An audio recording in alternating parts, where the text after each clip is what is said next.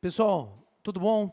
Estou aqui para falar contigo que a gente lançou um curso de execução e cumprimento de sentença. Voltado, claro, para concurso público, mas que também pode ajudar muita galera aí que está batalhando na advocacia. Esse curso foi captado em sala de aula e vai ser vendido pelos nossos parceiros do Espaço Jurídico. Então, quem tiver interesse, já está disponível à venda esse curso. E para poder fazer uma pequena degustação, assiste aí o princípio do curso. Nós preparamos um videozinho do início, onde a gente trabalha, na verdade, a quebra de um paradigma. Qual? Da autonomia da execução, que em razão do sincretismo, perdeu muito a força, claro, focado no título executivo judicial. Então, senhores, assistam aí esse principinho do nosso curso, onde a gente trabalha esse tema, e tendo interesse, claro, é só acessar a página do Espaço Jurídico, espaçojuridico.com, achar o nosso curso e, se Deus quiser, que ele possa ser de valia para você, tanto em concurso público, quanto no seu dia a dia da advocacia. Legal? Falou, senhores, obrigado, fiquem com Deus, um abraço.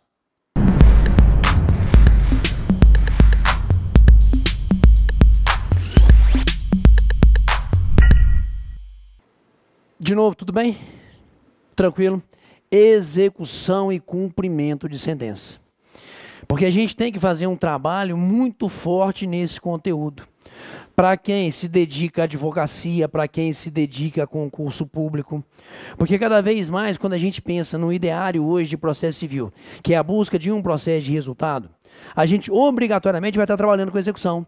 A gente obrigatoriamente vai estar trabalhando com preceitos de natureza executiva, inclusive dentro do processo de conhecimento. Cada vez mais em razão daquele ideal buscado pelo legislador, que é o sincretismo processual. Então, hoje, quando a gente fala, e esse é o tema dessa nossa aula, desse nosso curso, de execução, de cumprimento de sentença, a gente não está falando só de isoladamente isso como um processo à parte, isso isoladamente como algo bastante individualizado em termos de processo, até porque em termos de processo isso não existe. A situação cíclica da lei, a situação de vivência estrutural da lei que vai buscando interligações, seja no conhecimento, na execução, na cautela, cada vez mais dentro da proposta do sincretismo, nos faz com que a gente tenha que estudar a execução cada vez mais a fundo. Até porque, senhores, observem, se a gente pensa nessa figura de sincretismo processual e hoje, claro, da execução, só para lançar uma ideia inicial de debate aqui, para depois a gente entrar realmente na parte de conteúdo de uma forma bem específica. Será que eu posso dizer que eu pratico hoje, enquanto cidadão, dito advogado, ou seja o que for, no processo de conhecimento, na fase de conhecimento, atos de natureza totalmente executivos? Sem dúvida.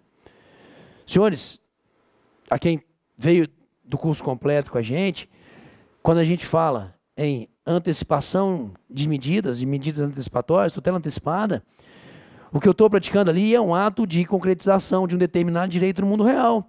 É um ato de natureza executiva. Isso dentro de uma situação meramente cognitiva. Então, hoje a gente não consegue mais criar essa separação. Bom, mas fica apenas uma ideia lançada, porque para que a gente possa dar início ao nosso curso, a primeira coisa que eu quero trabalhar com os senhores em termos de execução, cumprimento de sentença, é uma parte um pouco mais genérica, onde eu vou estar falando de princípios, de alguns poucos, claro, mas que a gente possa aqui estar dialogando em relação a eles, falar de alguns princípios da execução. E aplicando, consequentemente, esses princípios, esses pressupostos, eu quero discutir com vocês, tanto na execução enquanto processo, quanto no cumprimento de sentença, enquanto fase de natureza também executiva. Então, a primeira coisa que eu quero discutir com vocês é princípios. Princípios próprios da execução. E dentro dessa particularidade, a primeira situação, a primeira preocupação minha em relação a princípio, até porque as obras doutrinárias até hoje continuam trazendo isso, é o dito princípio da autonomia, ok? É o dito princípio da autonomia. Para isso, eu preciso repensar com vocês uma coisa chamada classificação de processo. Porque quando a gente pensa nesse Código de Processo Civil que hoje a gente tem em mãos, quando a gente pensa no código, dito Código de 73, código lá de Buzaide, a gente faz a classificação de processo, sabemos disso, partindo daquela tripartição de conhecimento, execução e cautelar. Senhores, essa forma de divisão que é o próprio Código de 73, nas estruturas dos livros 1, 2 e 3, sempre nos passou em razão até do pensamento de Buzaide, todo baseado lá na ideia de Liebman, onde o sincretismo era uma situação excepcionalíssima. Todo pensamento é autonomia, aonde eu tenho um primeiro processo para dizer, um segundo processo para efetivar e, consequentemente, um terceiro processo para garantir uma possível efetivação. Sabemos que essa tripartição é uma tripartição ainda reinante até hoje. Pessoal de concurso público, geralmente os editais começam dessa forma: processo, conceito, natureza jurídica, classificação. E continuam ainda os editais, de certa forma, fazendo essa tripartição, ok? Então, quando a gente sempre fala em execução, a vivência histórica nossa a execução é um processo autônomo. Aonde eu tenho, de novo, a figura da representação do princípio da inércia, aonde eu tenho que, ao ir ao Poder Judiciário, tirar ele, Poder Judiciário, da inércia, para que eu possa praticar os atos de natureza executiva. Eu formo o título, processo de conhecimento, e encerro, consequentemente, com a formação do título, a atividade cognitiva do Estado. Mas como a atividade do Estado também se prestaria à efetivação desse direito, eu, lei, crio um segundo processo, para que agora, em direito dito no título, o direito possa ser efetivado. E nisso sempre surgiu o contexto do processo de execução, seja por título extra ou por título judicial, como a gente está aqui conversando. Sabemos dessa autonomia histórica da execução. Isso é interessante porque o pensamento de Liebman, na verdade, e o nosso código tem essa, sabemos, né? Essa veiazinha histórica no pensamento dele. Sempre teve isso como um baluarte, sempre teve isso como um pressuposto da visão dele, de que atos processuais de naturezas distintas não se misturariam no mesmo processo. É uma visão pura do processo, aonde dentro de um determinado procedimento, de um determinado rito, eu só praticaria atos processuais de uma determinada natureza, por isso os atos cognitivos estariam todos concentrados aonde? No processo de conhecimento. Encerrei o processo de conhecimento, formei o título, ótimo. Agora eu posso, enquanto Estado, praticar os atos de execução, ótimo. Outro processo. Outra estrutura procedimental, para que não houvesse justamente o quê? Num único processo, a mistura. Então, historicamente, o nosso próprio Código de Processo Civil, o nosso próprio amparo normativo, nos dita como princípio da execução justamente o quê? A autonomia. Matamos? Partindo desse pensamento, atos processuais de naturezas distintas não se misturarão. E quando eu falo em ato processual de natureza distinta, senhores, o ato do conhecimento nada mais é que um ato processual que tem um objetivo, pensando na pureza, tá? Pensando nessa tripartição. Por quê?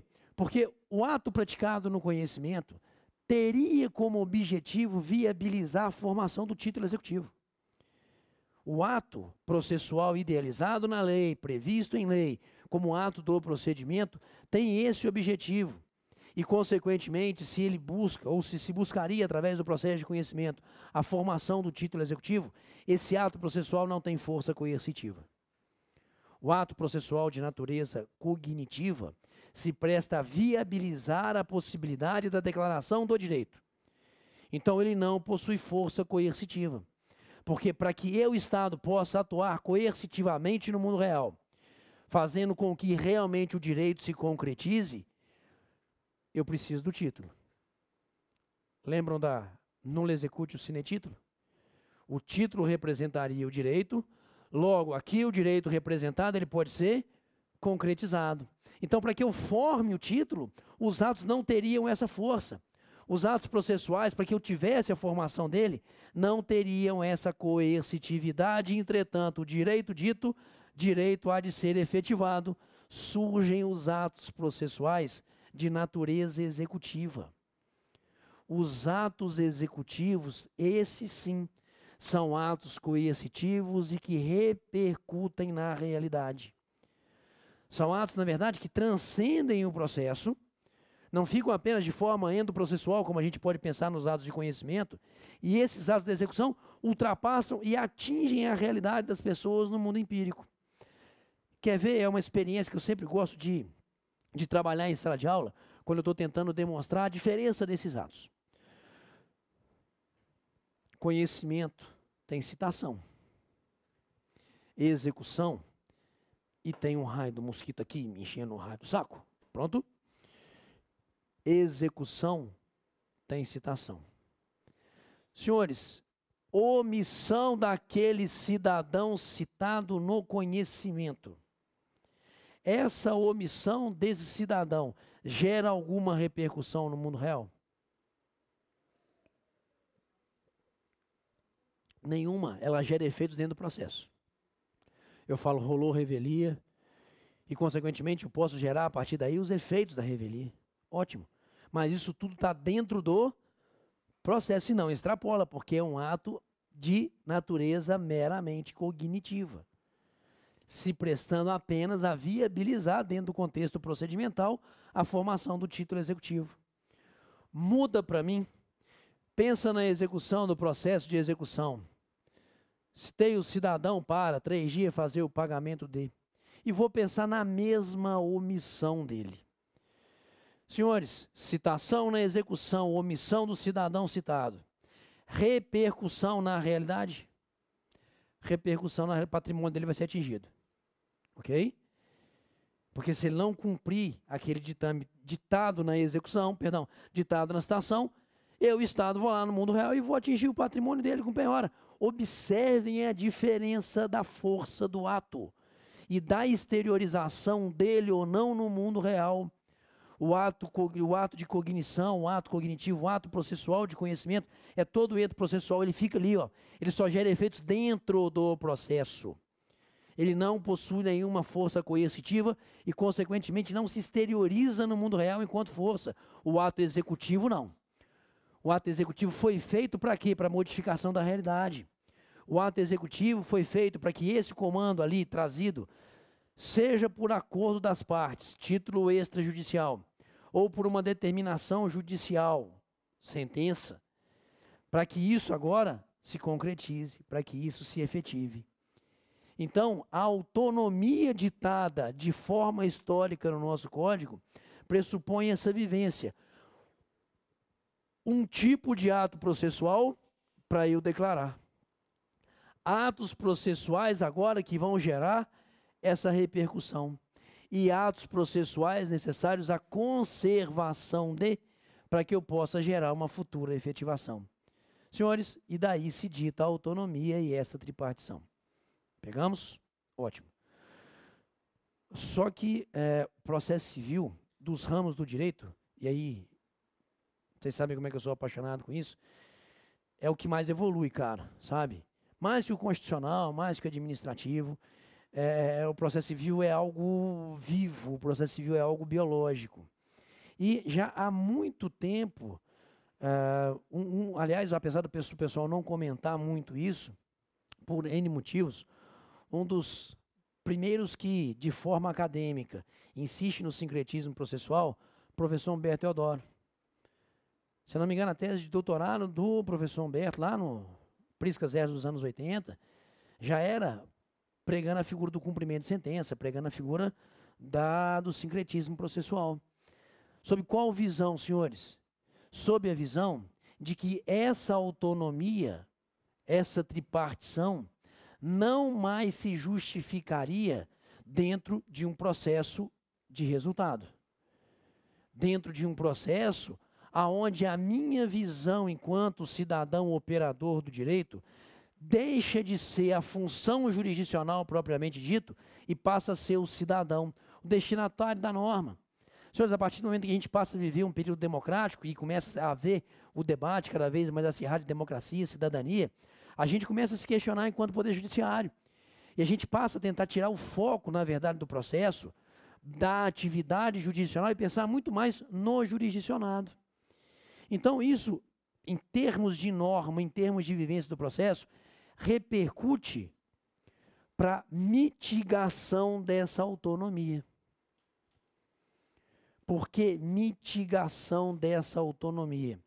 Porque essa tripartição não responderia aos anseios da coletividade, do cidadão, que buscaria realmente cada vez mais ali um processo de resultado, aonde o cidadão está preocupado com a efetivação dentro de um prazo razoável do direito dele. E isso aqui faz com que a gente tenha, na verdade, me permitam um pouquinho mais de discurso aqui para a gente poder evoluir. Senhores, é muito enraizado isso. Processo de conhecimento. E eu vou botar 2 princípios, tá? Princípio da segurança jurídica e princípio da efetivação. Senhores, eu posso dizer, naquilo que a gente tem de vivência de processo, que no conhecimento a primazia é da segurança jurídica? Foi assim que ensinaram para a gente, tá? Ensinaram para a gente a primazia da segurança jurídica, e uma vez alcançada a segurança jurídica, eu posso partir para a efetivação. Só que a gente não vive mais uma época, inclusive em termos de direito processual, de primazia de princípio, muito longe disso. O que a gente precisa é de diálogo, de conversa entre os princípios. E a partir do momento em que eu quebro essa autonomia, pensando no sincretismo processual, eu começo justamente a idealizar o quê? Esse diálogo. Claro, por favor, sempre respeitando o princípio da legalidade. Mas eu começo a pensar, a partir dos anos 80, de uma forma muito diferente em termos de processo. E a partir do início dos anos 90, o que existiu de grande barato em termos normativos, que já vinha sendo pensado, né, para a gente chegar a uma modificação normativa, já há algum tempo. A quebra dessa tripartição. Tá certo? Porque essa tripartição, tal como nós estamos acostumados, tudo baseado no princípio da autonomia, vai me dizer um processo para dizer, um processo para efetivar, um processo para garantir. Não é mais a visão que a gente hoje deve ter em termos de processo. Mas para isso, me permitam fazer uma segunda lâmina e depois voltar a essa história aqui, por favor. Execução é o nosso foco, nula execute o sine título. Então, até início dos anos 90, nós vivíamos essa dicotomia, essa repartição, essa autonomia da execução frente ao conhecimento e vice-versa. Então, até início dos anos 90, eu teria no conhecimento, deixa eu ver se eu consigo fazer uma tabelinha interessante aqui. Eu teria no conhecimento o reconhecimento da existência de uma obrigação de fazer, não fazer, entregar coisa ou pagar determinada quantia. O que eu estou pensando, senhores, é inclusive na execução, ok? A propósito, isso eu quero discutir com vocês um pouquinho mais na frente. Se a gente pega o livro 2 do Código de Processo Civil, peguem para mim, por favor. Só para deixar bem claro por que eu lancei essas 4 obrigações aqui, ok? O livro 2 começa no artigo 565, 66, não é isso? Livro 2 começa ali. Desculpem, é que eu ainda estou... A gente está gravando aqui no princípio de janeiro. E eu estou voltando de recesso e a mente ainda não está muito lembrando dos artigos, porque durante o período de recesso a gente se afasta um pouco do direito e se dedica apenas a uma faceta do direito, aquele chamado direito etílico, não é isso? Então tem uma carga ainda a sair. Então, ó, livro 2, a gente começa artigo 566, que eu vou depois, claro, fazer um trabalho, já que a gente se dispõe não só a fazer esse trabalho um pouco mais aprofundado, mas também normativo para a prova de primeira etapa. Senhores, da execução em geral, beleza.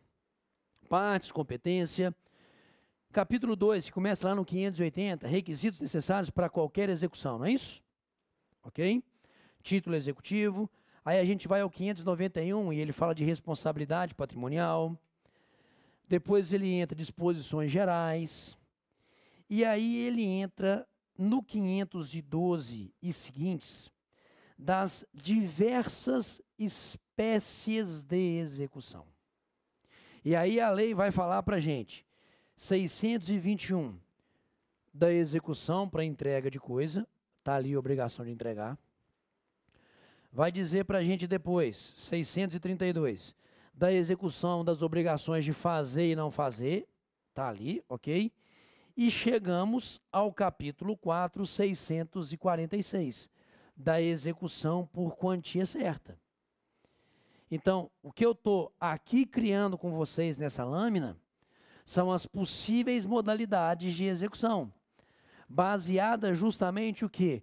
No tipo de obrigação que, uma vez inadimplida, constando de um título, pode ser objeto de efetivação no mundo real através de um ato do Poder Judiciário, seja em razão de um título judicial ou extrajudicial, ok? Então, as diversas espécies de execução estão aqui, inclusive, ó. Até início dos anos 90, toda vez que eu tinha um título executivo judicial reconhecendo uma obrigação de fazer, não fazer, entregar ou pagar, isso aqui até início dos anos 90, ok? O que é que nós tínhamos, senhores? Um processo de execução, ok? Encerrávamos o conhecimento e dávamos início à execução. E isso veio lá, antes do próprio Código 73, já veio bem antes, ok? Veio até início dos anos 90 desse jeito. Toda vez que eu tinha um título que contivesse qualquer dessas obrigações, eu tinha que encerrei a conhecimento, comecei o processo de execução, ok? Gui, levanta só um pouquinho para mim, porque eu acho que eu acabei usando uma parte superior do quadro que não está enquadrada. Concordou comigo? Quando você mexe aí, eu continuo. Só que nessa redemocratização e numa nova forma da gente idealizar e pensar consequentemente o processo civil, tá te pegando não, pode ficar tranquilo. Tá folga toda aqui na frente. Houve uma mudança muito grande na lei processual. Na verdade, nós passamos por 3 grandes ciclos de mudança processual. Uma primeira no início dos anos 90, 92, 94. Depois nós tivemos uma segunda onda de mudanças no Código de Processo Civil 2000, 2001. E depois a gente viveu essa última grande alteração, 2006, 2007, onde a gente pegou 475 A, B, C, não é isso? Criando aquele sincretismo que a gente fala do cumprimento de sentença. Só que a partir da reforma do início dos anos 90, o que é que o legislador criou, senhores? Sincretismo processual. Ele quebrou a autonomia. A partir do início dos anos 90, ele pegou isso que a gente tem o hábito de chamar de Código 73 e jogou por terra. Por que que ele joga isso por terra? Porque as obrigações de fazer, não fazer e entregar coisa, uma vez consubstanciada no processo de conhecimento e lançadas lá no título executivo, não cumpridas a tempo e modo, davam direito agora do cumprimento forçado por parte de um ato do Estado, como mera fase. fase de cumprimento de sentença, senhores, não é dessa última etapa de reforma, não. Fase de cumprimento de sentença, sincretismo processual, quebra da forma da gente enxergar o Código de Processo Civil, de viver o processo civil, início dos anos 90. Peguem para mim, por favor, o artigo 461 do Código de Processo Civil. Peguem ali para mim, por favor. 461. Que a gente tem um hábito de chamá-lo da tutela específica, não é isso? 461 me fala das obrigações de fazer, não fazer, não é isso? E o 461A me fala das obrigações de quê? De entregar coisa. E de que ano que é o 461 aí? 94? Início dos anos 90, beleza? Que a gente vai trabalhar o 461 com muito carinho, podem ter certeza. Mas o que é que o 461 lá em 94 está me dizendo? Se você, cidadão, é credor de uma determinada obrigação consubstanciada em sentença, sendo que essa obrigação é uma obrigação de fazer, não fazer ou entregar, não precisa mais do processo de execução. Por uma mera fase de cumprimento de sentença, você já poderá buscar de forma forçada o cumprimento dessa obrigação inadimplida, reconhecida na sentença, sem necessidade de voltar ao Poder Judiciário, através de uma nova ação, essa ação de conhecimento. Então, a fase de cumprimento de sentença, senhores, não é novidade. A fase de cumprimento de sentença já vem desde o início dos anos 90. Só que o legislador não teve uma coragem à época. Qual?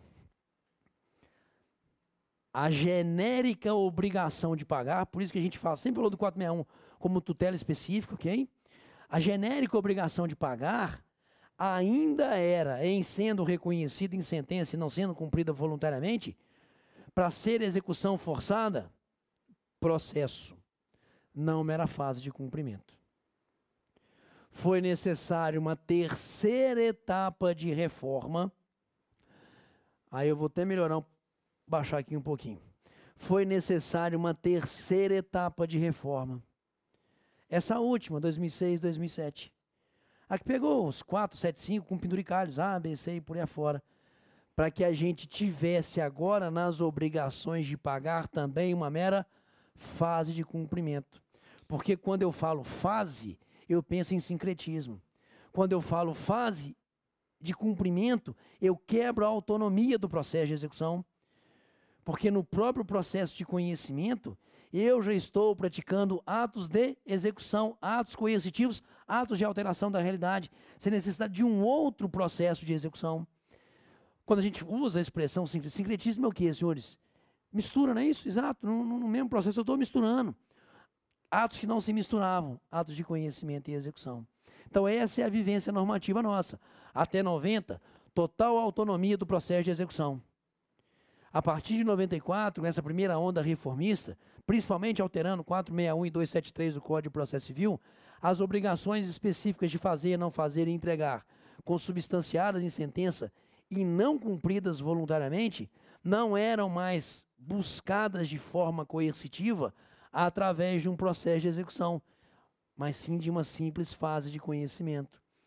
Restando o processo de execução por título executivo judicial somente para as obrigações de pagar, até que o legislador teve a coragem suficiente, na última onda reformista, também de transformar o cumprimento das obrigações de pagar numa fase.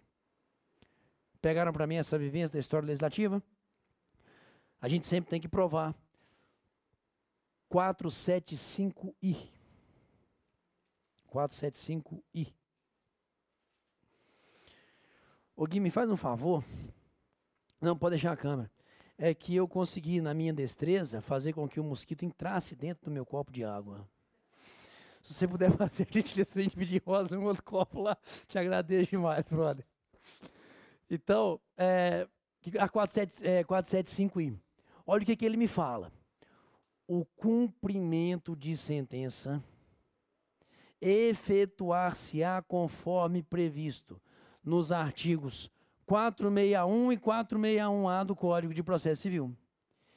Entretanto, quando for uma obrigação por quantia certa, uma obrigação de pagar, não é isso? Por execução, nos termos dos demais artigos desse capítulo, então, no 475J. O que a lei está dizendo? Na verdade, são várias, mas aqui, a grosso modo, são duas fases de cumprimento, tudo levando em consideração o tipo de obrigação que eu tenho consubstanciada no título executivo. Porque se é fazer, não fazer e entregar, a fase de cumprimento é conforme dita 461, 461A, desde 94. As obrigações de pagar é que a gente se enquadra, na verdade, obrigado, no 475J e seguintes. Pegamos a vivência, inclusive, dentro da própria lei dessa diferenciação. E claro que nesse curso a gente vai explorar a fase de cumprimento das obrigações, de fazer, não fazer e entregar, e também, claro, a fase, que é o grande barato hoje de discussão, não é isso? Do pagar. Só uma notícia. Qual a notícia? Vou voltar àquela lâmina inicial agora. Posso pagar, senhores? Tranquilo? Vieram comigo, belezinha, no raciocínio? Legal.